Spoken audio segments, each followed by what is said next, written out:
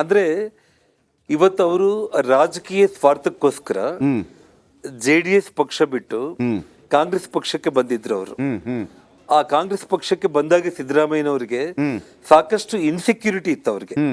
ಆ ಇನ್ಸೆಕ್ಯೂರಿಟಿನ ಕಾಪಾಡ್ಕೊಳ್ಳೋದಕ್ಕೋಸ್ಕರ ಬಳ್ಳಾರಿಗೆ ಬಾ ಅಂತೇಳಿ ನಾವು ನೋಡಿ, ತಾವು ಮಾಧ್ಯಮಗಳಲ್ಲಿ ಬಳ್ಳಾರಿಗೆ ಬಾ ಅಂತೇಳಿ ನಾನು ಕರೆದಿದ್ದನ್ನ ಒಂದು ಸಣ್ಣ ಕ್ಲಿಪ್ ಯಾವ ಟಿವಿ ಚಾನೆಲ್ ಆದ್ರೂ ಕೂಡ ನಿಮ್ಗೆ ಸಿಗುತ್ತೆ ನೋಡಿ ನೀವು. ಅವ್ರು ಸುಮ್ನೆ ಹೊರಗಡೆ ಬಂದು ಬಳ್ಳಾರಿ ಪಾದಯಾತ್ರೆ ನೆಪದಲ್ಲಿ ನನ್ನ ಬಳ್ಳಾರಿಗೆ ಬಾ ಅಂತ ಕರೆದ್ರು, ಅದಕ್ಕೆ ನಾನು ಹೋಗ್ತಾ ಇದ್ದೀನಿ ಅಂತ ಹೇಳಿ ಕಾಂಗ್ರೆಸ್ ಪಕ್ಷನ ಓನ್ ಮಾಡ್ಕೊಂಡ್ಬಿಟ್ಟು ಈ ರಾಜ್ಯದ ಮುಖ್ಯಮಂತ್ರಿ ಆಗೋ ದುರಾಸೆಯಿಂದ ನಮ್ಮ ಮೇಲೆ ಅವರು ಆರೋಪ ಮಾಡಿ ಬಳ್ಳಾರಿಗೆ ಬಂದ್ರೆ ವಿನಃ ಬಳ್ಳಾರಿಗೆ ಬಾ ನೋಡ್ಕೊಳ್ತೀವಿ ಅಂತ ಹೇಳಿ ತೊಡೆ ತಟ್ಟುವಂತ ಮೂರ್ಖರು ನಾವಲ್ಲ. ಅದು ಅವರು ಅವತ್ತು ಸುಳ್ಳನ್ನು ಹೇಳಿ ಕಾಂಗ್ರೆಸ್ ಪಕ್ಷವನ್ನ ಓನ್ ಮಾಡ್ಕೊಂಡ್ಬಿಟ್ಟು ಈ ರಾಜ್ಯದ ಮುಖ್ಯಮಂತ್ರಿ ಆಗುವಂತ ದುರಾಸೆಯಿಂದ ಆ ಒಂದು ಸುಳ್ಳು ಆರೋಪ ಮಾಡಿ ಬಳ್ಳಾರಿಗೆ ಆ ನೆಪದಲ್ಲಿ ಪಾದಯಾತ್ರೆಯಲ್ಲಿ ಬಂದಿದ್ದಂತೇಳಿ ಇವತ್ತು ರಿಪಬ್ಲಿಕ್ ಕನ್ನಡ ಮೂಲಕ ಇನ್ನೊಂದು ಸ್ಪಷ್ಟನೆ ನಾನು ಕೊಡ್ತಾ ಇದ್ದೀನಿ. ನಾನು ಈಗ ಜನಾರ್ದನ್ ರೆಡ್ಡಿ ಅವರ ಈಗಲೂ ಕೂಡ ಅನೇಕರಿಗೆ ಏನಿದೆ ಅಂತಂದ್ರೆ ಜನಾರ್ದನ್ ರೆಡ್ಡಿ ಲೂಟಿ ಮಾಡಿದ್ದಾರೆ, ಜನಾರ್ದನ್ ರೆಡ್ಡಿ ಲೂಟಿ ಮಾಡಿ. ನೀವು ಹೇಳಿದ್ರಿ 1 ಲಕ್ಷ ಕೋಟಿ, ಅದರಲ್ಲಿ ಇರೋದು 400 ಕೋಟಿ ಆಗ್ತಾ ಇಲ್ಲ ಅಂತೇಳಿ. ಈಗಲೂ ಕೂಡ ಅನೇಕರಿಗಿದೆ ಜನಾರ್ದನ್ ರೆಡ್ಡಿ ಲೂಟಿ ಮಾಡಿ, ಅಂದರೆ ಅದು ಆ ಪಾದಯಾತ್ರೆ ಪ್ರಭಾವನೇನೋ ಗೊತ್ತಿಲ್ಲ. ನೀವು ಹೇಳಿದರೆ 1 ಲಕ್ಷ ಕೋಟಿ, ಅದು 400 ಕೋಟಿಗೆ ಏನು ಚಾರ್ಜ್ ಶೀಟ್ ಹಾಕಿದ್ದಾರೆ, ಆರೋಪ ಪಟ್ಟಿ ಸಲ್ಲಿಸಿದ್ದಾರೆ ಅಂತೇಳಿ. ಈಗಲೂ ಕೂಡ ಹೆಂಗಿದೆ ಅಂತಂದರೆ ಇಲ್ಲ, ಅವರು ಅದರಲ್ಲಿ ಲೂಟಿ ಮಾಡಿದ್ದಾರೆ. ನನ್ನ ಒಂದು ನೇರ ಪ್ರಶ್ನೆ ಜನಾರ್ದನ್ ರೆಡ್ಡಿ ಅವರೇ, ನೀವು ಕೇವಲ ಕಾನೂನಾತ್ಮಕವಾಗಿ ಮತ್ತು ಏನು ನಿಯಮಗಳಿದೆ ಅದೇ ರೀತಿ ವ್ಯವಹಾರ ಮಾಡಿದ್ದ, ನಿಮ್ಮಿಂದಾಗಿ ಒಂದೇ ₹1 ಕೂಡ ಕರ್ನಾಟಕದ ಸರ್ಕಾರಕ್ಕೆ ಅಥವಾ ಬೊಕ್ಕಸಕ್ಕೆ ಲೂಟಿ ಆಗಿಲ್ವಾ? ನೀವು ಕರ್ನಾಟಕದ ಅದಿರಿನ ದುಡ್ಡನ್ನು ಲೂಟಿ ಮಾಡಿಲ್ವಾ? ಆತ್ಮಸಾಕ್ಷಿಯಾಗಿ ಹೇಳಿ, ಜನಗಳಿಗೆ ಕೇಳ್ಕೊತಾ ಇದ್ದಾರೆ.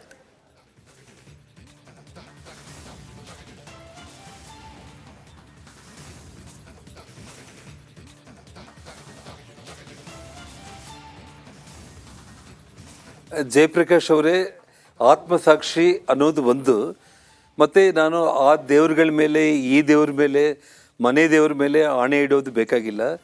ನಾನು ನನ್ನ ಶರೀರದ ಮೇಲೇನೆ, ನನ್ನ ತಲೆ ಮೇಲೇನೆ ನಾನು ಆಣೆ ಇಟ್ಟು ಆತ್ಮಸಾಕ್ಷಿಯಾಗಿ ಹೇಳಬೇಕು ಅಂತಂದರೆ, ಆ ಭಗವಂತ ನಮಗೆ ಕೊಟ್ಟಿರುವಂಥ ಸಂಪತ್ತು ಎಲ್ಲವೂ ಕೂಡ ನ್ಯಾಯಯುತವಾಗಿ ನಾನು ದುಡಿದಿರೋದೇ ಬಿಟ್ಟರೆ ಸರ್ಕಾರದ ಖಜಾನೆಗೆ ಯಾವುದೇ ಒಂದು ರೀತಿಯಲ್ಲಿ ಅದರನ್ನು ಲೂಟಿ ಮಾಡಿ ₹1 ನಾನು ನಷ್ಟ ಮಾಡಿದರೂ ಕೂಡ ಆ ಭಗವಂತನೇ ನನಗೆ ಶಿಕ್ಷೆ ಕೊಡ್ತಾನೆ.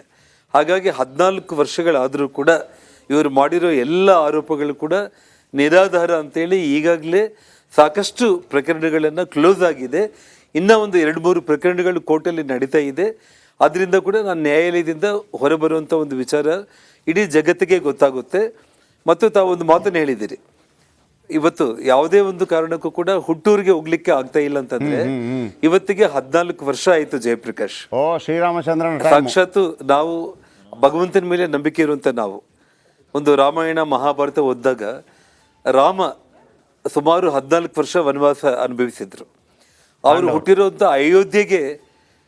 ಅಯೋಧ್ಯೆನಲ್ಲಿ ಅವರು ಹುಟ್ಟಿ ಅಯೋಧ್ಯೆಗೆ ಹೋಗ್ಲಿಕ್ಕೆ 14 ವರ್ಷ ಸಮಯ ಆಯಿತು. ಇವಾಗ ನಾನು 13 ವರ್ಷ ಮುಗಿದಿದ್ದೆ, 14ನೇ ವರ್ಷಕ್ಕೆ ಪಾದಾರ್ಪಣೆ ಮಾಡಿದ್ದೀನಿ ನಾನು. ಮತ್ತು ಪಾಂಡವರು 13 ವರ್ಷ ಅವರು ಹುಟ್ಟಿದೂರನ್ನ ಬಿಟ್ಟು ಅವರು ವನವಾಸ ಮಾಡಿದರು. ನೋಡಿ, ಇವತ್ತು ಮೈಸೂರಿಗೆ ನಾನು ಪಾದಯಾತ್ರೆಗೆ ಹೋದಾಗ ಮಾಧ್ಯಮ ಸ್ನೇಹಿತರಿಗೆ ಒಂದೇ ವಿಚಾರ ನಾನು ಹೇಳಿದೆ. ನಾನು ಶ್ರೀಕೃಷ್ಣ ಜನ್ಮ ತಾಳಿದ ನಂತರ 14 ವರ್ಷ ನಂತರ ದೇವಕಿಯನ್ನು ನೋಡಲಿಕ್ಕೆ ಜೈಲಿಗೆ ಹೋಗ್ತಾರೆ. ಆ ತಾಯಿ ದೇವಕಿ ಕೇಳ್ತಾಳೆ, ಕೃಷ್ಣ, ನಾನು ನಿನಗೆ ಜನ್ಮ ಕೊಟ್ಟಿರೋ ತಾಯಿ, ನನ್ನ ನೋಡಲಿಕ್ಕೆ ನೀನು 14 ವರ್ಷ ಟೈಮ್ ಬೇಕಾಯ್ತಾ ಅಂತೇಳಿ. ಆ ತಾಯಿ ದೇವಕಿಗೆ ಶ್ರೀಕೃಷ್ಣ ಒಂದು ಮಾತನ್ನು ಹೇಳ್ತಾನೆ, ತಾಯಿ, ನಾನು ಕಂಸವಧೆಯನ್ನು ಮಾಡಿ 14 ವರ್ಷ ನಂತರ ನಿನ್ನ ಹತ್ರ ಬಂದಿದ್ದೀನಿ ಅಂತಂದರೆ ಯಾಕೆ 14 ವರ್ಷ ಗ್ಯಾಪ್ ಆಯಿತು ಅನ್ನೋದಕ್ಕೆ ಒಂದು ಉದಾಹರಣೆ ಹೇಳ್ತಾರೆ. ಏನಂತೇಳಿ, ಕೈಕೇಯಿಯಾಗಿ ನೀನು ಕಳೆದ ಜನ್ಮದಲ್ಲಿ ನಾನು ರಾಮಾವತಾರದಲ್ಲಿದ್ದಾಗ ನೀನು ಕೈಕೇಯಿ, ನಿನ್ನ ಒಂದು ಬೇಡಿಕೆ ಪ್ರಕಾರ ನನ್ನ ತಂದೆ ನನ್ನ 14 ವರ್ಷ ವನವಾಸಕ್ಕೆ ಕಳಿಸಿದ್ರು. ಹಾಗಾಗಿ ಹಿಂದಿನ ಜನ್ಮದಲ್ಲಿ ನೀನು ಕೈಕೇಯಿ, ಈ ಜನ್ಮದಲ್ಲಿ ನೀನು ದೇವಕಿ. ಹಾಗಾಗಿ ಒಂದು ಪುತ್ರ ಶೋಕ 14 ವರ್ಷ ನಂತರ ನಾನು ನಿನ್ನನ್ನು ಬಂದು ಭೇಟಿ ಆಗ್ತಾ ಇದ್ದೀನಿ ಅಂತೇಳಿ. ಅದೇ ಒಂದು ರೀತಿಯಲ್ಲಿ ಬಳ್ಳಾರಿ ಪಾದಯಾತ್ರೆ ಮಾಡಿ 13 ವರ್ಷಗಳು ಪೂರ್ತಿಯಾಗಿ 14ನೇ ವರ್ಷಕ್ಕೆ ಪಾದಾರ್ಪಣೆ ಮಾಡೋ ಟೈಮ್ನಲ್ಲಿ ನಾನು ಮತ್ತೆ ಭಾರತೀಯ ಜನತಾ ಪಕ್ಷಕ್ಕೆ ಬಂದು ಅದೇ ಮೈಸೂರು ಪಾದಯಾತ್ರೆಗೆ ಹೋಗೋದು, ಇವತ್ತು ಅವ್ರ ಮೇಲೆ ಪ್ರಾಸಿಕ್ಯೂಷನ್ ಆಗಿರುವಂಥದ್ದು. ಮತ್ತು ಯಾವ ರೀತಿ ಆ ತಾಯಿ ಚಾಮುಂಡೇಶ್ವರಿ ಅಲ್ಲಿ ಆ ಮಹಿಷಾಸುರನಿಗೆ ಶಿಕ್ಷೆ ಕೊಟ್ಟಿದ್ದಾರೋ ಅದೇ ರೀತಿ ಇವತ್ತು ಸಿದ್ದರಾಮಯ್ಯನವರು ಕೂಡ ಆ ಪಾಪದ ಕೂಡ ತುಂಬಿದೆ, ಕರ್ಮ ಅವರನ್ನು ಹಿಂಬಾಲಿಸಿದೆ, ಆ ಕರ್ಮ ಅವರು ಅನುಭವಿಸಲೇಬೇಕು. ಅವರು ತಪ್ಪು ಮಾಡಿಲ್ಲ ಅಂತಂದರೆ ದೇವರನ್ನು ನಂಬಿಕೊಳ್ಳಿ, ಆ ಚಾಮುಂಡೇಶ್ವರಿನ. ತಪ್ಪು ಮಾಡಿದರೆ ಆ ತಾಯಿನೇ ನ್ಯಾಯಾಲಯಗಳೇ ಅವ್ರಿಗೆ ಶಿಕ್ಷೆಯನ್ನು ಕೊಡುತ್ತೆ. ಹಾಗಾಗಿ ಭಗವಂತ ಮತ್ತು ನ್ಯಾಯಾಲಯ ಮೇಲೆ ಅವ್ರಿಗೆ ನಂಬಿಕೆ ಇತ್ತು ಅಂದರೆ ಅವರು ಕೂಡಲೇ ರಾಜೀನಾಮೆಯನ್ನು ಕೊಡಬೇಕು.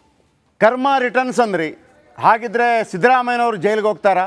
ನೀವು ಹೋದ್ರಿ, ನೀವಂದ್ರಿ ಕರ್ಮ ರಿಟರ್ನ್ಸ್ ಅಂತ, ಹಾಗಿದ್ರೆ ಸಿದ್ದರಾಮಯ್ಯನವರು ಜೈಲಿಗೆ ಹೋಗ್ತಾರಾ ಈ ಪ್ರಕರಣದಲ್ಲಿ?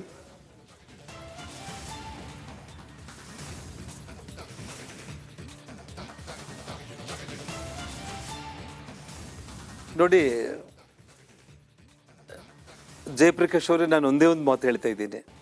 ಯಾವುದೇ ಕಾರಣಕ್ಕೂ ಕೂಡ ಕರ್ಮ ಅನ್ನುವಂಥದ್ದು ಅವ್ರು ಮಾಡ್ಕೊಂಡಿರೋದು ಕೆಟ್ಟ ಕರ್ಮ ಅಂತಂದರೆ ಅದನ್ನು ಅವರು ಅನುಭವಿಸಲೇಬೇಕಾಗುತ್ತೆ. ನಮ್ಮ ಭಾರತ, ನಮ್ಮ ದೇಶ ಕರ್ಮ ಸಿದ್ಧಾಂತ ಮೇಲೇ ನಾವು ನಂಬ್ತಾ ಇರುವಂಥದ್ದು.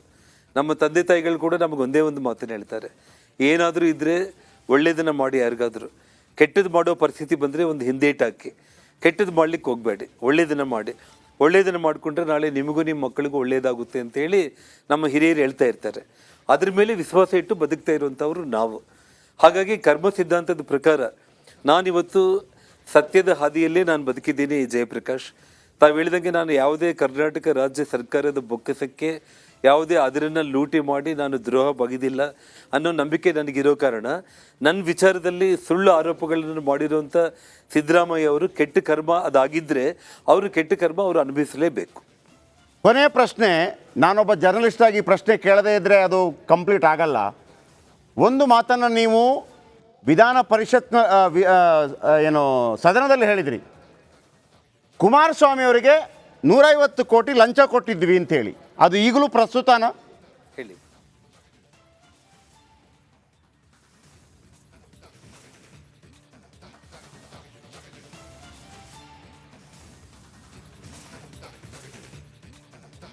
ನೋಡಿ, ಅದನ್ನು ಇವತ್ತು ಎಂಕ್ವೈರಿ ಹಂತದಲ್ಲಿರೋ ಕಾರಣ, ಸೊ ಅದ್ರ ಬಗ್ಗೆ ಇವಾಗ ಮತ್ತೆ ನಾನು ಪ್ರಸ್ತಾಪ ಮಾಡೋದು ಸರಿಯಲ್ಲ. Yes sir, thank you Janardhan Reddy ಅವರೇ. ಸುದೀರ್ಘವಾಗಿ ಮಾತಾಡಿದ್ರಿ. ಭಾಳ ವರ್ಷಗಳ ನಂತರ ಕನ್ನಡ ಮಾಧ್ಯಮದಲ್ಲಿ ನಿಮ್ಮ ಕೇಳಿಸ್ತಾ ಇದೆಯಾ? ಎಸ್, ಕೇಳಿಸ್ತಾ ಇದೆ. ಕನ್ನಡ ಮಾಧ್ಯಮದಲ್ಲಿ ನಿಮ್ಮ ವಿಚಾರಗಳನ್ನು ಕೂಡ ಹೇಳ್ಕೊಳ್ಳೋದಕ್ಕೆ ಒಂದು ಅವಕಾಶ ನಿಮಗೂ ಸಿಕ್ತು, ನಮಗೂ ಸಿಕ್ತು. Thank you very much. ಒಂದು ಸುದೀರ್ಘವಾದಂಥ ಸಂದರ್ಶನ ನಿಮ್ಮ ಜೊತೆ ಮಾಡಬೇಕು ನಾನು. ಥ್ಯಾಂಕ್ ಯು ವೆರಿ ಮಚ್ ನಮ್ಮ ಜೊತೆ ಮಾತನಾಡೋದಕ್ಕಾಗಿ. ಜನಾರ್ದನ್ ರೆಡ್ಡಿ ಅವರು ಹೇಳಿದ್ದಾರೆ, ನನ್ನ ವಿರುದ್ಧ 1 ಲಕ್ಷ ಕೋಟಿ ಲೂಟಿ ಅಂತ ಹೇಳಿದರು. ಕೊನೆಗೆ ಅದು ಬಂದು ನಿಂತದ್ದು 400 ಕೋಟಿ ಚಾರ್ಜ್ ಶೀಟ್. ಅದು ಕೂಡ ಅಲ್ಲೂ ಇಲ್ಲೂ ಸಲ್ಲದ ರೀತಿಯಲ್ಲಿ ನನ್ನೆಲ್ಲ ದುಡ್ಡನ್ನು ಒಂದು ರೀತಿಯಲ್ಲಿ ನಾನು ಮುಟ್ಟದಂಗೆ ಮಾಡಿದರು. ಆದರೆ ಒಂದು 3 ಕೇಸ್ ಬಾಕಿ ಇದೆ. ಉಳಿದ ಅನೇಕ ಕೇಸ್ಗಳಲ್ಲಿ ನನಗೆ ಚಾರ್ಜ್ ಶೀಟ್ ಸಿಕ್ಕಿದೆ. ಕರ್ಮ ರಿಟರ್ನ್ಸ್ ನನ್ನ ವಿರುದ್ಧ ಆರೋಪ ಮಾಡಿದರು. ಇದೀಗ ಸಿದ್ದರಾಮಯ್ಯನವರಿಗೆ ಅದೇ ಬಂದು ನಿಂತಿದೆ.